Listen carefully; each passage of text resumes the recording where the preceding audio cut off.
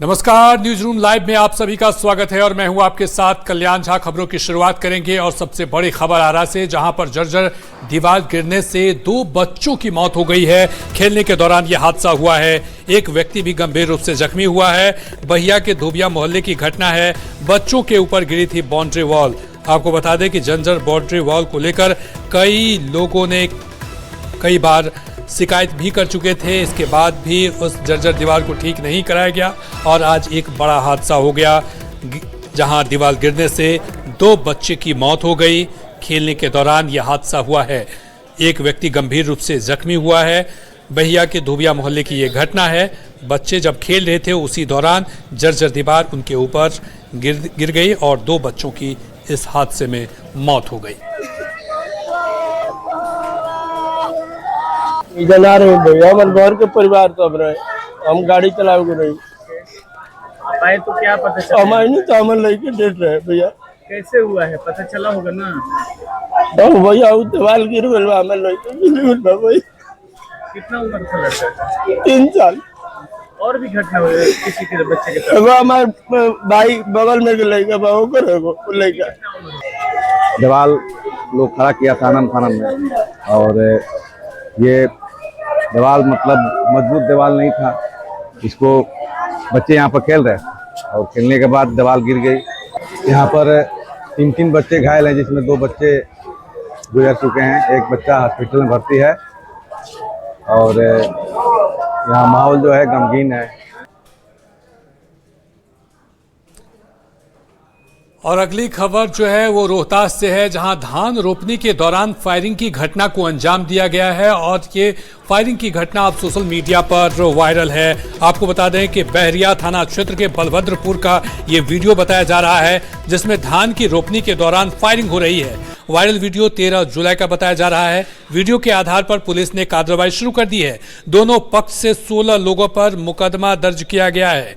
Police ने मौके से खोखा भी बरामद किया है। बताया जाता है कि एक पक्ष ने दूसरे पक्ष के भाई से जमीन लिखवाई थी और उस पर खेती कर रहा था, जबकि दूसरा पक्ष उसका विरोध कर रहा है। जब धान की रोपनी की जा रही थी तो एक पक्ष ने विरोध किया और फायरिंग कर दी। फायरिंग में किसी के हताहत होने की सूचना नहीं है। हालांकि पुलिस मामले की जांच फिलहाल कर रही है। खेत के मैटर है। मेरे भाई से खेत लिखवाया है। बड़ियारी सर खिला पिला कर जमीन ये लोग लिखवाए हैं 2023 में, जो कि मेरा खानदानी जमीन है सर। गोली काहे चल रहा था? गोली रोपनी धान रोपा रहा था, इसीलिए वो लोग गोली चला रहा था मर्डर करने के लिए।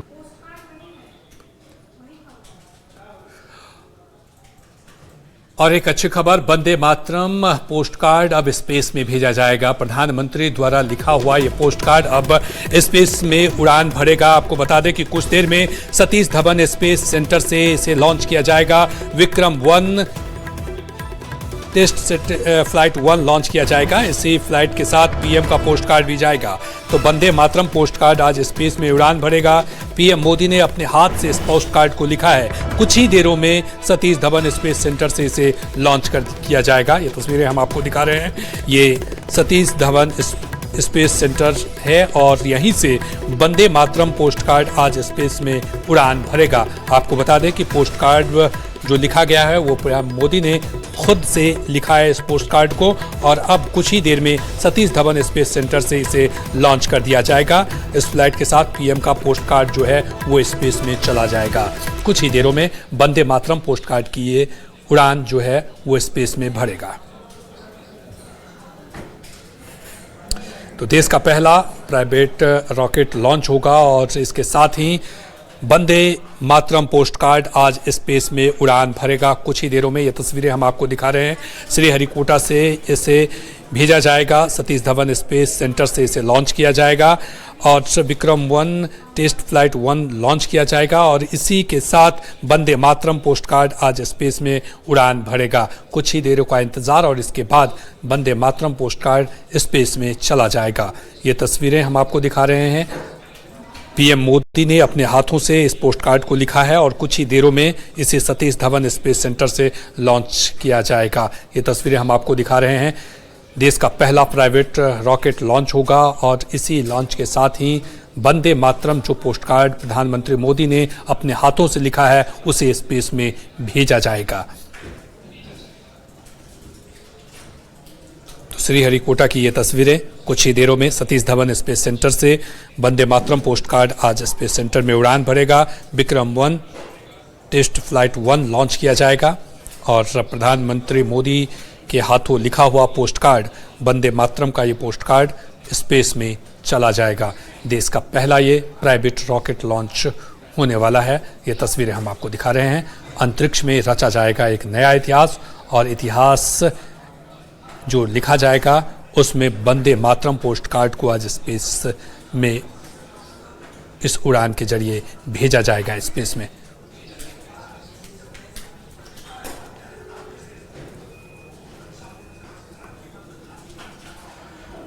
तो ये तस्वीरें आपको दिखा रहे हैं श्रीहरिकोटा से विक्रम-1 की लॉन्चिंग होने जा रही है। कुछ ही देरों में इसे लॉन्च कर दिया जाएगा सतीश धवन स्पेस सेंटर से, जहां पर ये इतिहास लिखा जाएगा। वंदे मातरम पोस्ट कार्ड आज स्पेस में उड़ान भरेगा। कुछ ही देरों का इंतज़ार है और इसके बाद इसे स्पेस में भेज दिया जाएगा। तो देश का पहला प्राइवेट जेट है विक्रम-1 जिसे लॉन्च किया जाएगा। पीएम मोदी ने इसे एरोस्पेस के लिए शुभकामनाएं भी दी है। विक्रम-1 की सफलता के लिए पीएम ने शुभकामनाएं दी है। तो ये तस्वीरें कुछ ही देर में विक्रम-1 की लॉन्चिंग और इस लॉन्चिंग के साथ एक इतिहास रचा जाएगा। इतिहास ये रचा जाएगा कि वंदे मातरम का पोस्ट कार्ड स्पेस में भेजा जाएगा। इस वंदे मातरम पोस्ट कार्ड को प्रधानमंत्री मोदी ने खुद लिखा है और इसके लिए प्रधानमंत्री ने शुभकामनाएं भी दी है। कुछ ही देर में श्रीहरिकोटा से विक्रम-1 की लॉन्चिंग होगी। ये तस्वीरें हम आपको दिखा रहे हैं। विक्रम-1 की लॉन्चिंग की तैयारी पूरी कर ली गई है। हजारों लोग इस ऐतिहासिक पल के साक्षी बनेंगे। कुछ ही देरों में विक्रम-1 की सफलता के लिए यहाँ पर लॉन्च किया जाएगा। पहला ये देश का प्राइवेट रॉकेट लॉन्च होगा। प्रधानमंत्री मोदी ने इसके लिए शुभकामनाएं दी है और इसके साथ ही प्रधानमंत्री मोदी के द्वारा लिखा हुआ वंदे मातरम पोस्ट कार्ड भी स्पेस में इसी के जरिए भेजा जाएगा।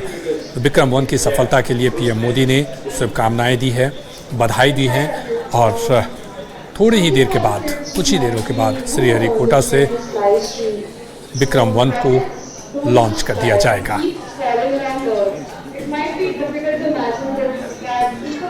तो अंतरिक्ष में एक नया इतिहास रचने को बेताब है। अंतरिक्ष में श्रीहरिकोटा के द्वारा इसे भेजा जाएगा। विक्रम-1 की लॉन्चिंग होगी और इस लॉन्चिंग के साथ ही वंदे मातरम पोस्ट कार्ड को इसी स्पेस के जरिए भेजा जाएगा। कुछ ही देरों का इंतज़ार और फिर एक नया इतिहास।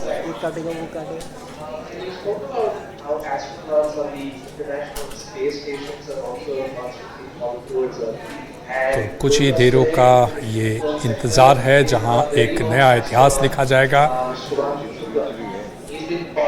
काउंटडाउन फिलहाल शुरू हो चुका है और इसके बाद विक्रम-1 की सफलतापूर्वक लॉन्चिंग होगी। आपको बता दें इसकी ऊंचाई लगभग 23 मीटर है। इसकी व्यास की बात करें तो 1.7 मीटर है और थोड़ी ही देर में इसे लॉन्च कर दिया जाएगा। तो थोड़ी देर में रॉकेट विक्रम-1 लॉन्च होगा और इसकी जो क्षमता है वो 350 किलोमीटर है। इंजन की बात करें तो 3D इंजन है, मतलब अत्याधुनिक है ये पूरी तरह से।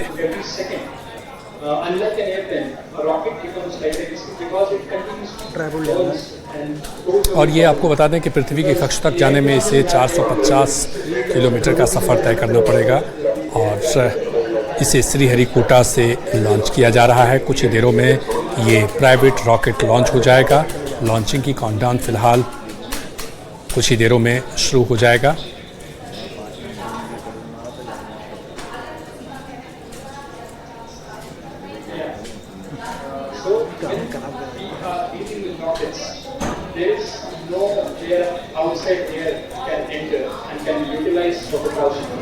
So we have to carry our own bottles of oxidizers and fuel, and once the rocket is ignited and it's on its way to the entire flight. The propellant is expelled, and when the stage gets burned out, it's also thrown away or jettisoned. So that is why rocket keeps accelerating, because there is less and less mass to push. तो Vande Mataram post card आज space में उड़ान भरेगा। प्रधानमंत्री द्वारा लिखा हुआ ये पोस्ट कार्ड इसी श्रीहरिकोटा के विक्रम वन से लॉन्च किया जाएगा। इसके लिए प्रधानमंत्री ने शुभकामनाएं दी है। एक्सपर्ट ट्वीट कर उन्होंने दिया है। ये मेक इन इंडिया का ये पहला स्पेस है और देश का पहला ये प्राइवेट रॉकेट विक्रम वन इसे लॉन्च किया जाएगा और इसी लॉन्च के साथ वंदे मातरम का पोस्ट कार्ड इसी के साथ भेजा जाएगा। तो आपको बता दें कि ये बड़ी खबर, अंतरिक्ष में ये इतिहास रचा जाएगा।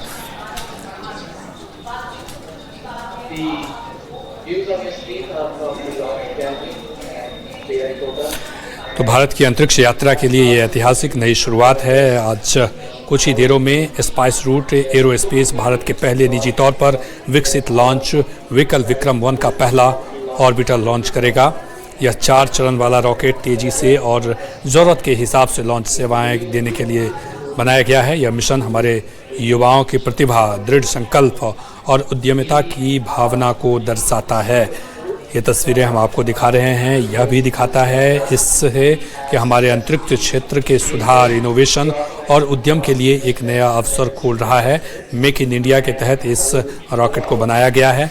सफल लॉन्च के लिए स्काई रूट एरोस्पेस की पूरी टीम को मेरी शुभकामना है। प्रधानमंत्री ने एक्स पर लिखा है, विक्रम वन की ऊंचाई छुए, इतिहास रचे और इनोवेटिव की एक नई पीढ़ी को प्रेरित करे। इसके लिए मैं सभी भारतवासियों, खासकर अपने युवा दोस्तों से आग्रह करता हूं कि वे इस ऐतिहासिक मिशन को देखें और विक्रम वन का इस्तेमाल करके टीम स्काई रूट को सफलता के लिए शुभकामना दी है। तो प्रधानमंत्री मोदी ने एक्स पर इन चीज़ों का जिक्र किया है कि किस तरह से भारत की अंतरिक्ष यात्रा के लिए ये एक ऐतिहासिक पल है, ये एक ऐतिहासिक और नई शुरुआत है। कुछ ही दिनों में इसे लॉन्च कर दिया जाएगा। स्काई रूट एयरस्पेस भारत के पहले निजी तौर पर विकसित किया गया है और इसे विक्रम वन का ये पहला ऑर्बिटर लॉन्च करेगा। इसे 4 चरण वाला रॉकेट तेजी से और ज़रूरत के हिसाब से लॉन्च सेवाएं देने के लिए बनाया गया है। यह मिशन हमारे तो प्राइवेट रॉकेट विक्रम वन की लॉन्चिंग में देरी, और ये बड़ी खबर आ रही है कि लॉन्चिंग में देरी हो रही है। प्राइवेट रॉकेट विक्रम वन की लॉन्चिंग में देरी हो रही है, ये खबर भी सामने आ रही है। कुछ ही देर में विक्रम वन की लॉन्चिंग होगी।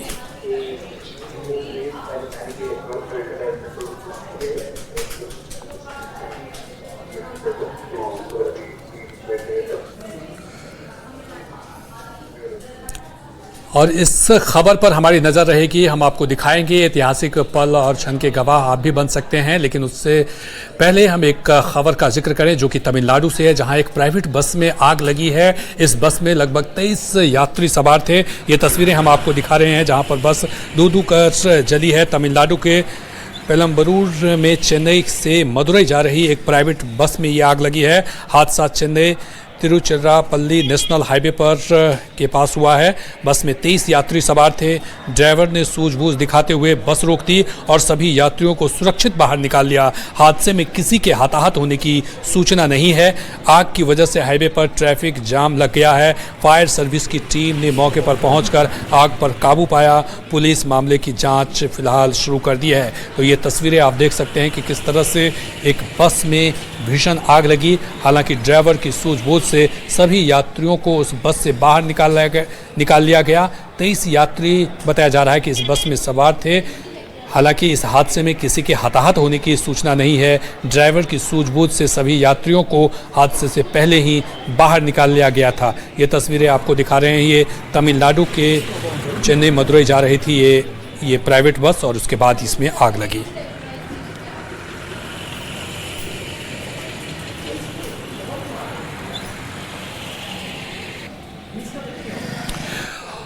और सम्राट सरकार का 100 दिन पूरा होने वाला है और इसको लेकर के सभी विभागों की तरफ से अपनी समीक्षा की जा रही है, उसका लेखा जोखा भी रखा जा रहा है। तो सम्राट चौधरी के 100 दिन पूरे होने के बाद अब सभी मंत्री अपने अपने विभागों के जो लेखा जोखा है वो रख रहे हैं, उपलब्धियां और लक्ष्य गिनाने में लगे हैं। राजस्व एवं भूमि सुधार विभाग के जो मंत्री हैं दिलीप जायसवाल ने भी अपने 5 प्राथमिकता गिनाई है। उन्होंने कहा है कि 15 अगस्त से 30,000 भूमिहीन परिवारों को भूमि दी जाएगी, जमीन दी जाएगी, ताकि प्रधानमंत्री आवास योजना के तहत उनको मकान मिल सके। साथ ही विभाग में पारदर्शिता लाकर काम किया जाएगा। क्या कुछ कहा है, सुनिए। विभाग ने अपनी 5 प्राथमिकताएं तय की है। हमारी पहली प्राथमिकता है भूमिहीन को बासगित पर्चा देकर और उन्हें जमीन देना। जो फंडामेंटल राइट है, रोटी, कपड़ा, मकान, स्वास्थ्य और चिकित्सा और शिक्षा, तो आज भी बहुत लोग ऐसे हैं जो भूमिहीन हैं और बेघर हैं। आज़ादी के बाद ये सबसे बड़ी जिम्मेवारी हमारी है कि कोई भी भूमिहीन नहीं रहे, और इसलिए हमने फैसला लिया है कि 15 अगस्त आज़ादी के दिन हम 30,000 भूमिहीन परिवार को बासगित पर्चा देंगे और बाद में उसको प्रधानमंत्री आवास योजना के तहत उनको बेघर को घर भी देने का काम करेंगे। हमारी दूसरी प्राथमिकता है कि जितने भी सरकार के जमीन है, सरकारी जमीन है, लाखों एकड़ जमीन है। अगर आप गोपालगंज में बैकुंठपुर और सिधवालिया की बात लीजिए, करीब 14,000 एकड़ सरकार की जमीन है और सरकार को पता ही नहीं है। यानी ऐसे लाखों एकड़ जमीन है सरकार के, जो या तो अतिक्रमण के शिकार हैं, या सरकार के रिकॉर्ड में नहीं है, या फिर हेराफेरी के दूसरे लोगों ने अपने नाम करवा लिया है। हमने टारगेट बनाया है कि हम सभी सरकारी जमीन को चिन्हित करके और इस लाखों एकड़ जमीन को और लैंड बैंक के तहत हम उसमें जो है इसको जमाबंदी करेंगे और सरकार के नाम पर इस चीज को हम लाने का काम करेंगे। तीसरी प्राथमिकता है कि राजस्व विभाग के अंदर एक पारदर्शिता लाना, भ्रष्टाचार मुक्त राजस्व विभाग बनाना। इसीलिए हमने करीब 360 पदाधिकारी का स्थानांतरण किया और 3268 जो राजस्व कर्मचारी हमारे बिहार में हैं, जो 10 साल, 15 साल, 20 साल से एक जगह जमे हुए थे, एक साथ हमने सभी कर्मचारी को दूसरे जगह स्थानांतरित किया है और पारदर्शिता लाने का और भ्रष्टाचार मुक्त राजस्व विभाग बनाने का जो है हमने ठाना है। हमारी चौथी प्राथमिकता है राजस्व विभाग का कि हम आज जो लोगों को, रैयत को, करीब 14 करोड़ 15 करोड़ की आबादी बिहार का है और 4.5 करोड़ के आसपास जो है हमारे परिवार रैयत जो हैं राजस्व विभाग में, जिनका की जमीन का म्यूटेशन है, जमाबंदी है, तो उनके काम में पारदर्शिता लाने के लिए हमने सारे सिस्टम ऑनलाइन कर दिए। अब राजस्व विभाग में एक भी काम ऑफलाइन नहीं होता है, चाहे परिमार्जन हो, चाहे म्यूटेशन हो, चाहे किसी भी तरह का जमाबंदी हो, अतिक्रमण मुक्त कराना हो, सभी ऑनलाइन, यानी ऑनलाइन पारदर्शिता के साथ विभाग को आगे बढ़ाना हमारा जो है ये टारगेट है, हमारी प्राथमिकता है। और 5वीं प्राथमिकता है कि मंत्री ईमानदार, मंत्रालय ईमानदार, तो सिस्टम को भी ईमानदार होना होगा। और बढ़ेंगे अगली खबर की तरफ। नेता प्रतिपक्ष तेजस्वी यादव विदेश यात्रा पर हैं। ऐसे में सत्ता पक्ष के लोग सवाल उठा रहे हैं। 20 जुलाई से मॉनसून सत्र की शुरुआत हो रही है। ऐसे में तेजस्वी यादव के शामिल होने पर संशय है। ऐसे में सत्ता पक्ष के नेताओं ने सवाल उठाए हैं। बीजेपी का आरोप है कि नेता प्रतिपक्ष तेजस्वी यादव अपनी जिम्मेदारी नहीं समझते हैं, जिस पर आरजेडी ने पलटवार किया है। तेजस्वी यादव जी ने शायद नेता प्रतिपक्ष का नया मॉडल बना दिया है। बिहार में राजनीति, विदेश में छुट्टियां और विधानसभा से दूरी। जब जनता ने विपक्ष की जिम्मेदारी दी है तो सदन से गायब रहना जनता के विश्वास का अपमान है। बिहार के मुद्दों पर चर्चा होगी और नेता प्रतिपक्ष विदेश में होंगे, इससे बड़ा दुर्भाग्य क्या हो सकता है। तेजस्वी जी की खोज वाले भारतीय जनता पार्टी के नेता ये बताएं कि तेजस्वी प्रसाद यादव और तेजस्वी फोबिया की राजनीति कब तक करते रहेंगे। उनको ये बताना चाहिए और ये देखना चाहिए कि बिहार की जनता के विश्वास, बिहार के जनता के दिलों में तेजस्वी जी बसते हैं और तेजस्वी जी बिहार की राजनीति की धुरी हैं। इसीलिए Bharatiya Janata party Janata Dal you NDA के नेता तेजस्वी जी की कहीं ना कहीं खोज में ही रहते हैं।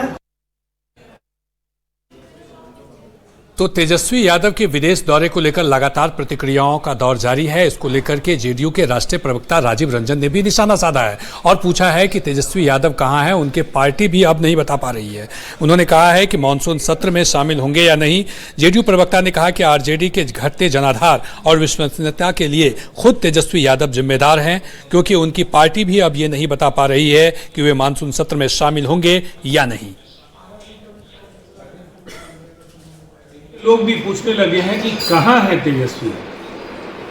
विधानमंडल का सत्र परसों शुरू हो रहा। दूसरी तरफ बांकीपुर विधानसभा क्षेत्र में उपचुनाव हो रहे। तेजस्वी यादव नेता प्रतिपक्ष हैं, राष्ट्रीय जनता दल के सबसे बड़े नेता हैं।